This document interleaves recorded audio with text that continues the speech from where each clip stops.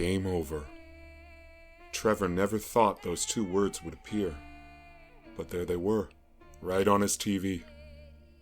He was sitting on his living room floor no more than 3 feet away from his 55-inch screen. Neither the TV nor the living room belonged to him. They belonged to his parents. But in that moment, they all felt as one, stitched into his skin. That's how intimate this journey had been for him. Playing the game known as Afterburn. It had set all kinds of sales records.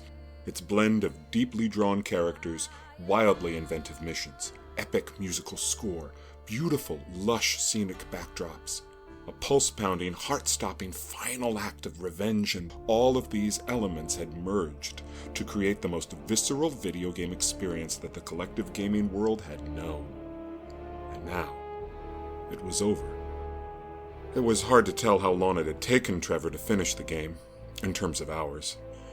If he had to guess, whatever the answer was, it would have felt like too soon. This world that felt so lived in. His eyes were now tiny puddles. He slowly placed his controller onto the floor, as if it was made of sand, watching the credits scroll as that last song played. He had the option to skip the credits, but he chose not to. It was all part of the experience, the immersive, wall-breaking experience. These people had given him so much. The least he could do was see their names, honor them, even in such minuscule fashion. When the credits finished scrolling, he continued staring there from his floor.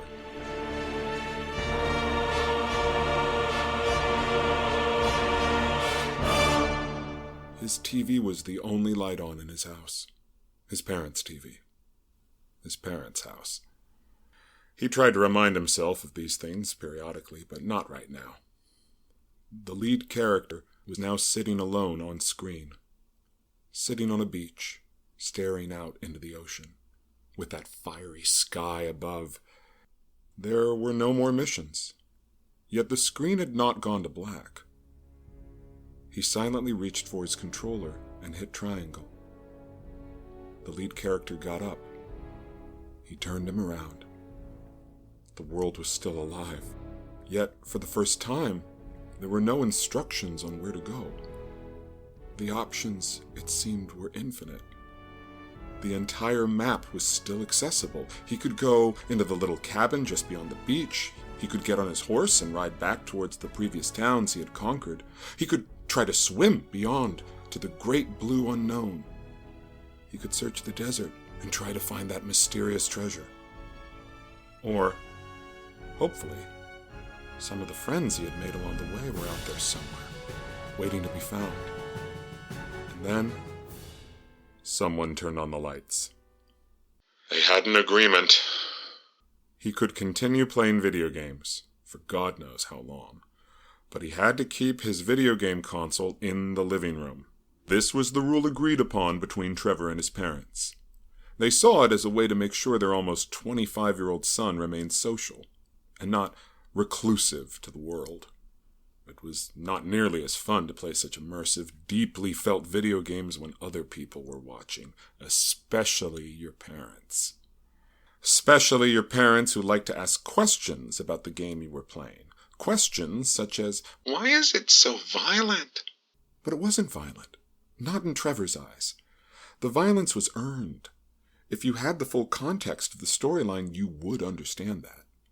So when the parents were around, Trevor would find the nearest appropriate moment to save his progress and then retreat to his room. He couldn't bargain.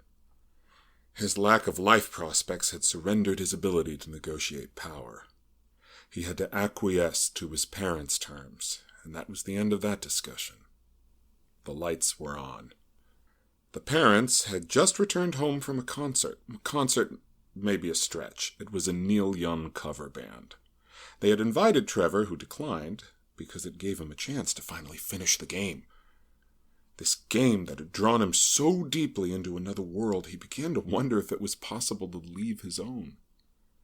There was such a serene purity to this other realm that existed inside his television screen, his parents' television screen. He barely had time to process the ending. When those lights turned on, The reality switch turned on as well. Trevor had to make brief social contact and then return to his room, even though there was no way he would be able to fall asleep. The adrenaline from the ending was not close to wearing off. Tonight, bedtime meant the internet. Scrolling for thoughts about the ending which had nearly ripped his heart out. This game could not be over, not like this. He wasn't ready. He prayed for more, but all he got was that last scene, replaying in his head over and over and over again. It was two of the main characters. The main character, whom Trevor controlled, was Andrew. Most people called him Andy. The other main character, whom you, or rather Trevor, had spent so much time with over the course of the game's storyline, was Maribel. The final scene showed both of them staring out into the endless ocean, and then Maribel declaring that she had to go. But her last line felt ambiguous to Trevor. He replayed it over and over and over, saying it to himself. My story does not end here. Those words, those were her words to you, Andrew. Both. What was the difference at this point? What do the words mean? After she tells you, Andrew, those words, she got on her horse and rode off, leaving you both to stare out at the water. You, or rather Andrew, knew that she had to go. It was her destiny to keep riding, because there was more injustice out there that needed to be corrected. But she was your girl. Andrew's girl. How could you not want her to come back? Or at the very least, find out where she went. There were rumors of a bonus level. A bonus level where Andrew and Maribel ended up together. Fans of the game, of which there were millions, all seemed to agree that if they had their happy ending, it would go against the core value and message of the game. In the end, you are alone. This stark reality was part of the game's appeal, forcing you to confront this dark truth. As painful as it was to play that out, you had to agree it made sense. In the same way that people you love pass away, which makes you appreciate life. Isn't that the meaning of life? To appreciate life. Trevor had to know if this bonus level was real. Would it be possible to find Maribel somewhere? To have one final moment with her that shows a future? Together? What a brilliant marketing ploy. The game, quote unquote, ends, and now the full map is open for you to ride around in. But your beloved Maribel might be out there somewhere. Surely one of the many millions who had played this game obsessively would have come across her at some point by now. So if it hadn't happened yet, that would mean it's actually not true. And it is in fact just a cruel, cheap trick to make the consumers keep playing, keep talking, keep hoping. Or, Trevor thought, they just hadn't tried hard enough to find her. The parents would be gone for 10 days. They had invited Trevor, knowing full well he would say no, preferring solitude over community. It didn't even matter where they were going. Even if the destination was Maui, a place they had always talked about going. And now they were, finally, to have their own beautiful beach moment. But that's not the beautiful beach moment Trevor cared about. His moment centered around Andrew and Maribel. Maybe if he played the game again, at a slower pace, he would be able to find clues as to her whereabouts. There had to be something. A rock unturned that had eluded everyone else. The creators of the game would not be that sinister as to offer up the chance for a reunion between the two leads if it was not an option. So, when the parents did finally go away, Trevor started playing. Again. From the beginning. Slowly, methodically. He would not give up until he found her. He barely slept. His days and nights merged into one as he went through the missions one by one while covering every inch of this artificial world, trying to find clues about where Maribel might have gone after the credits rolled. The storyline takes place in 1888, Wild West days, a time that Trevor looked at with such fondness. It seemed so quiet.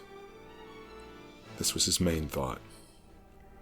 Anytime it was just Trevor and his horse, or rather, Andrew and his horse, sitting on the plains at night, staring into the stars around a fire, he would become wistful, dreaming that somehow it would become possible for him to step through his TV into that world, into a place where he could just be alone with his thoughts, and not the nagging white static noise that had grown to consume the world he was so falsely born into.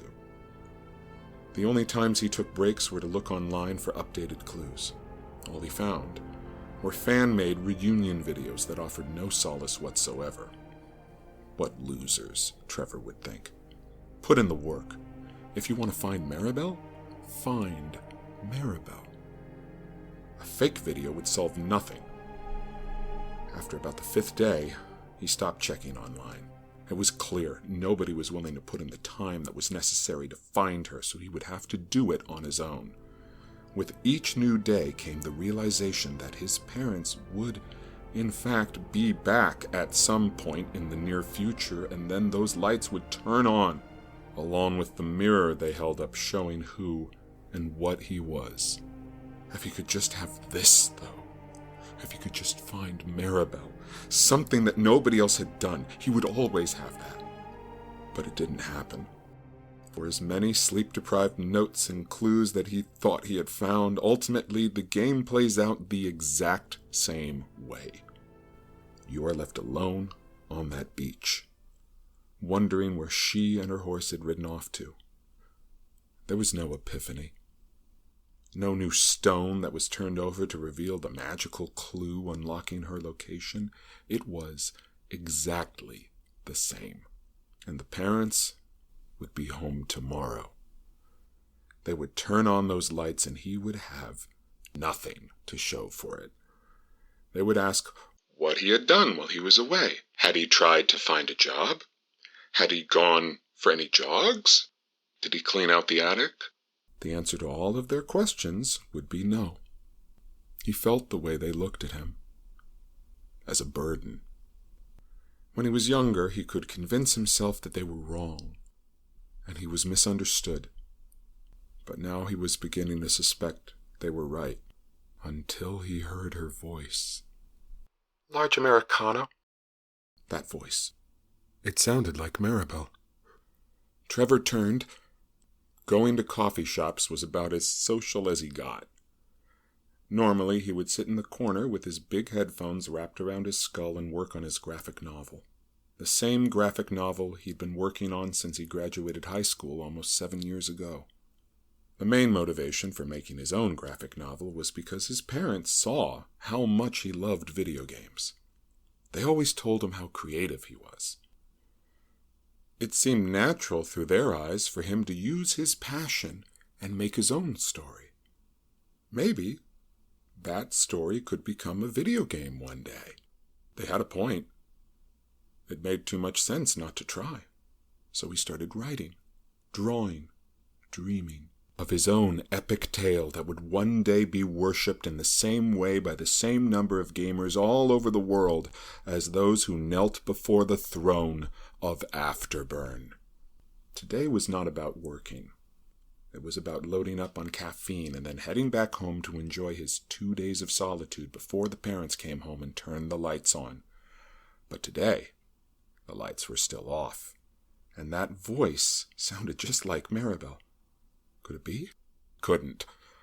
The coincidence would be beyond belief. But there she was, in the flesh.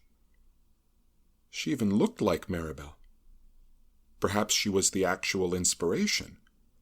She was a little shorter, and her hair was strawberry blonde instead of red, but the rosy cheeks, sky-blue eyes, and that glow, that majestic Maribel glow.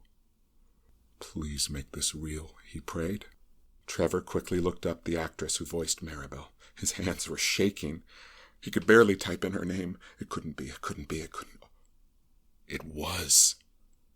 Was he dreaming? The real Maribel, right in front of him, waiting for her coffee, as he waited for his.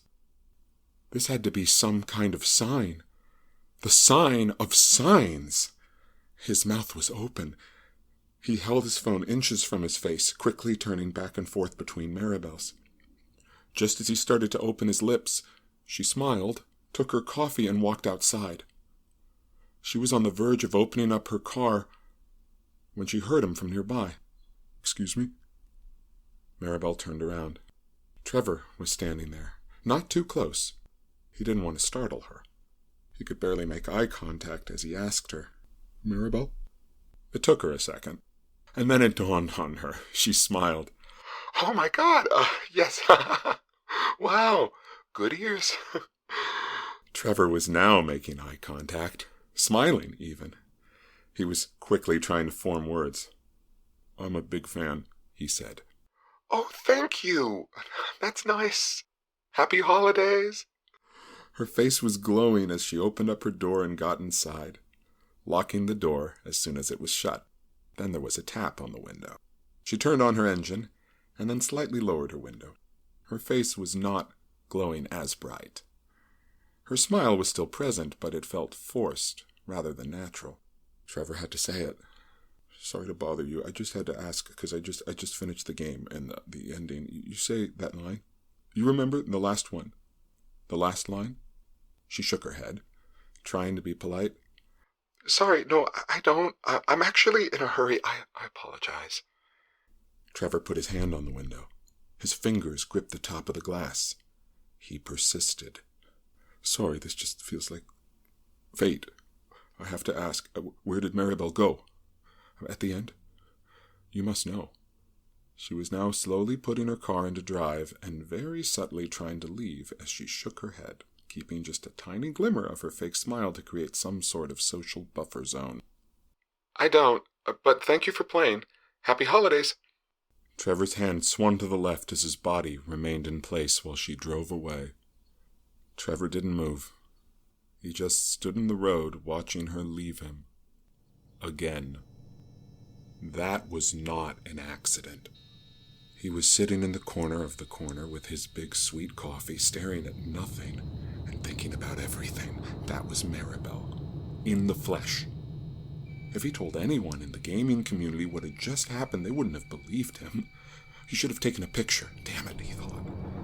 Why didn't he take a picture? Because time was limited and he had to ask if she knew where Maribel went. That would have meant more. The answer to a question nobody could resolve. Until him. Trevor would find the answer. That was not an accident. It almost felt like he was in the game. He didn't know what to do first. His body was this wired concoction of caffeine, sleep deprivation, and enthusiasm. He was vibrating. He darted to his computer and did a Google deep dive on the actress who voiced Maribel. He went through every Instagram picture. She lived in his neighborhood. He saw pictures of her and her little family. Small boy. Husky husband. They took pictures at Queen's Park, which was a 10-minute walk from the corner. He was living in the same neighborhood as Maribel. What were the odds? This was a miracle. He made sure to be back at the corner at precisely the same time tomorrow, down to the minute. He waited eagerly in his corner. His legs couldn't stop shaking. He had dressed nicer than normal. Normal for him, at least. His one button-down t-shirt and jeans. He had shaved his beard. He had practiced how he would ask the question. Don't come off like a crazy person. Don't be crazy. Don't be crazy. Don't be crazy. Don't be crazy. Don't be. He felt a sharp pain in his thigh. It was so sharp he had to stand up and try to walk it off, which was tough since walking proved harder than normal. He was now outside, limping around. He checked his watch. The watch he never wore that his parents bought him for his 21st birthday. He wore it because Maribel might like it. Suzanne. That's what he meant, Suzanne. The actress who played Maribel. He checked his watch and saw that he had been there for 3 hours. Was it possible she was at the park? It was a beautiful day. The weather couldn't have been nicer. Perfect day for a stroll. Trevor walked to Queen's Park. He was the only single person there. Everyone else was with a child. 90% of them were women. He stood out. He tried to seem casual, but his legs couldn't stop shaking. And that thigh. What was going on with his thigh? He kept wanting to sit down, but that made his thigh hurt more. Walking helped, so he just kept walking in circles. And then he heard it. "Don't go too far!" It was her. He spun around. He saw Maribel. Suzanne. That's when he met Suzanne. He saw Suzanne sitting on a bench as she watched her little boy run over to the playground. It had happened. Again. This was beyond a coincidence. This was truly a miracle. Angels were watching out for him. Trevor was not a religious person. Never had been. But it was time to reconsider the population above the clouds, considering the staggering levels of fate that had come into his now very meaningful life. Maribel would understand this. She had spent her whole life trying to make sense of it. The great beyond. That is what brought Andrew and Maribel so close together. Their shared passion for trying to appreciate the moment. Yet stopping, every once in a while, to look up and wonder at how little we know. Our memories are so fleeting. That's why you have to make as many as you can while you're here, so you have more to remember. He remembers that speech well. It's what Maribel says to Andrew when they've just robbed the train. And now they're riding back to give money to Maribel's family. And the only thing left to do was to tell her. Tell her that she was in the game still, along with him. This was the bonus level. Trevor walked up to Maribel as she sat on the bench alone, looking at her phone. "Excuse me?" She knew that voice. Before she even looked up, she knew. There was no smile this time. Not from Maribel. But Andrew was smiling. Trevor was smiling. He had this newfound confidence. It was an emotion that had eluded him all his life. He never felt comfortable talking to girls. So he just avoided them. If you avoid them, they can't reject you. But that was Trevor. This is Andrew. Andrew has no problems talking to ladies.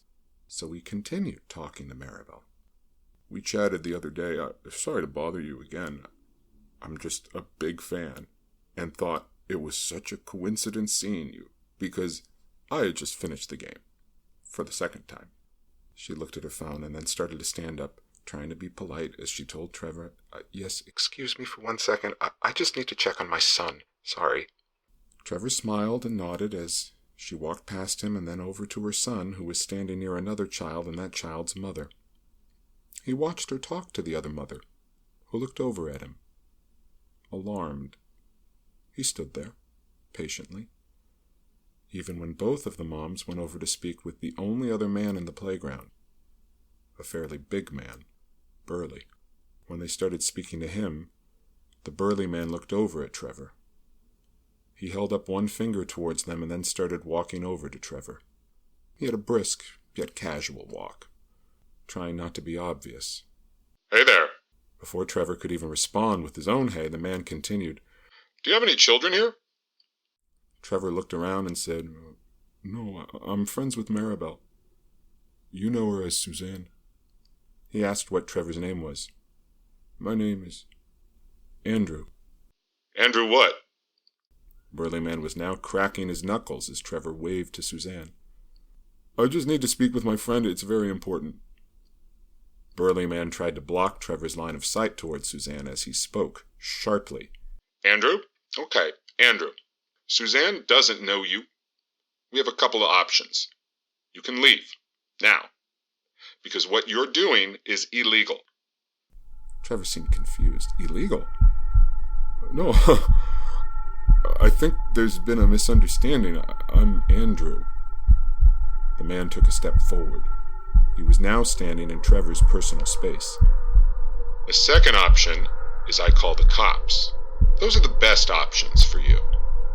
The last option is I force you to leave, which would not be good for you. What's it gonna be, Andrew? Trevor was staring over the man's shoulder, dismayed, looking at Maribel, shaking his head. He yelled up and over him towards her. I just want to know where she went. That's all. Just tell me where you went. The burly man was now trying to nudge Trevor away from the bench towards the park exit. Trevor continued to shout. The children nearby grew alarmed as he started yelling, It can't be the end. It has to be more.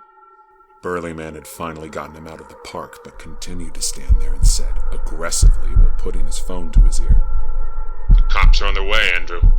Don't let me catch you around her again. You hear me? Trevor was now sprinting. His out-of-shape body, coupled with his bad thigh, gave his run a stilted energy, as if he was buffering. He let out these quick, loud, jagged breaths. Within 2 blocks, he was clutching at his ribs. When he finally rounded a corner and was no longer in sight, the burly man walked back into the park. A wave of relief poured through everyone who had been watching. It felt calm again. The sun came back out. Everyone went back to playing. She never thought he would find her. But here he was, sitting on her couch. As she sat, tied to her dining room chair, she couldn't speak. The duct tape around her mouth made that impossible. Yet he continued talking to her, asking her questions, engaging in dialogue. His wardrobe was different, rugged, dirty, old-fashioned, something you'd see in a western.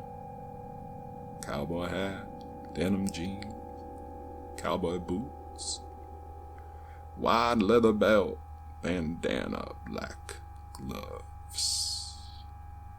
He untied her but kept a knife pressed against her neck. He held it there the entire time that she got into her clothes. Her correct clothes, he said, with a southern twang. His dialect had changed too. It felt of another time, another world almost. So filled with bravado and swagger. He told her how beautiful she looked. He had never been able to say that to a girl before. That's for the best, he thought. 'Cause it meant he'd been saving it for her. His one true girl. Then he told her that it was time to go for a drive. He drove both of them to the beach. He had used her car, 'cause he never had his own. He joked that Missy, her horse, had gotten an upset belly from bad hay. She didn't laugh. She didn't say anything. Because he told her that he would tell her what to say. He had written down the final conversation between Andrew and Maribel, word for word. But this script had an addition. Something that Trevor had added for Maribel. The true ending, he said. They made their way through the emotional, final exchange. But then it ended with something more. She spoke through tears. My story does not end here. It begins with you. Whatever awaits us beyond the great beyond does not matter. Because we have each other. Our afterlife is here. now, forever. He took her left hand softly. His eyes had welled up. She begged him to let her go, back to her family, back to her son. With his right hand, he gripped the gun tightly. The gun that his parents had kept up in the attic. The attic they kept asking him to clean out, but he never did. Until the day he saw her in the parking lot, and then it dawned on him why they had asked him to clean out the attic. They wanted him to have the gun. It wasn't the exact same gun that Andrew used, but it was a gun, and that was close enough to bridge the gap between reality and fiction. Use it as a portal to cross over into a world in which he belonged, a world that made sense. He stared into her eyes, her red, swelling eyes. Their tears mirrored each other. He took one last glance out into that beautiful ocean. And then he said what he had been waiting his whole life to say. Game over.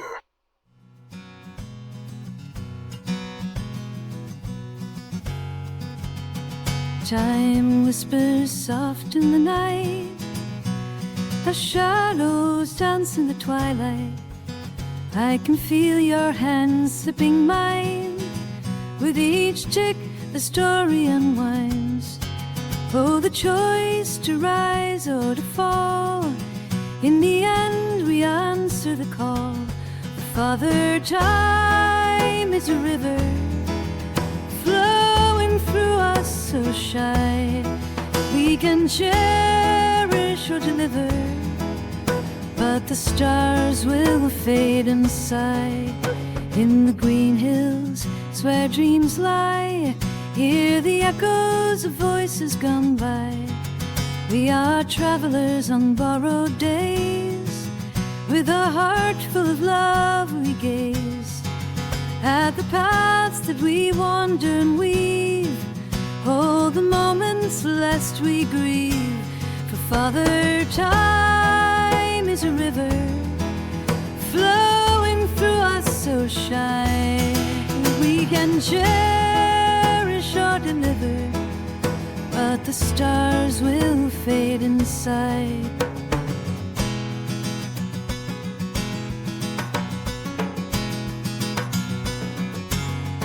So let's dance beneath the moonlight. With each breath of my moosey scent. Though the years may twist and sway, in our hearts the dreams will stay.